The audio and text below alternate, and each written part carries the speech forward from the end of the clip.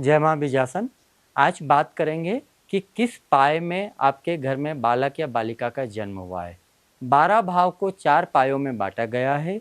प्रत्येक पायों का नाम धातुओं के नाम से जोड़कर दिया गया है, जो इस प्रकार है: लोहे का पाया, चांदी का पाया, सोने का पाया और तांबे का पाया। जैसे ही बच्चे का जन्म होता है, वैसे ही हम सभी में यह उत्सुकता होती है जानने की कि मेरा बच्चा किस पाए के साथ घर में आया है। जन्म कुंडली में सोने के पाए, चांदी के पाए, तांबे के पाए और साथ ही साथ तांबे के पाए के साथ साथ लोहे के पाए को जानने की एक बहुत ही सरल विधि में आपको ज्योतिषीय गणना के माध्यम से देना चाहता हूँ।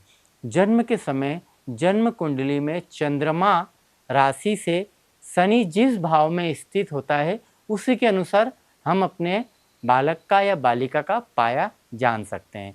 किसी भी बालक या बालिका की जन्म राशि से शनि जिस भी भाव में होता है, उसी के अनुसार शनि के पाए का विचार किया जाता है। अर्थात जातक की जन्म कुंडली में चंद्रमा तथा शनि को आधार मानकर पाए का हम जानकारी निकाल सकते हैं। चलिए जानते हैं कि अगर चंद्र राशि के अनुसार सोने का पाया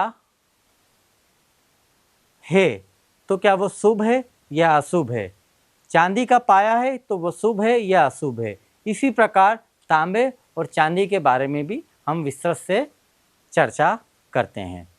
सोने के पाए में यदि किसी जातक या जातिका का जन्म होता है तो हमें ये देखना है कि जन्म कुंडली में अगर शनि चंद्र राशि से 1, 6 अथवा 11 भाव में स्थित है, अर्थात छठे, 11वें अथवा एकादश भाव में शनि विराजमान है, तो हम इसे कहेंगे कि ये बालक या बालिका का जन्म सोने के पाए में हुआ है। चांदी के पाए में जन्म को कैसे जानेंगे? यदि आपकी जन्म कुंडली में शनि चंद्र राशि से द्वितीय, पंचम अथवा नवम भाव में स्थित है, तो हम समझेंगे कि हमारा जातक या जातिका चांदी के पाव में हुआ है। तांबे के पाए में जन्म, यदि आपकी जन्म कुंडली में शनि चंद्र राशि से तीसरे, 7वें अथवा 10वें भाव में स्थित है, तो इसे तांबे के पाए का जन्म समझना चाहिए। अब चर्चा करेंगे आगे लोहे के पाए के बारे में। यदि जातक का जन्म लोहे के पाए में हुआ है तो चंद्रमा से शनि चौथे, 8वें अथवा 12वें भाव में बच्चे के जन्म कुंडली में स्थित रहेगा। शनि के स्थिति से ही हम पता लगा सकते हैं कि हमारा बालक या बालिका किस पाए में जन्म लेके हमारे घर में आया है। आमतौर पर सोने के पाए के साथ जन्मे बालक का फल यदि आप जानना चाहते हैं तो मैं आपको संक्षिप्त में बताता हूँ।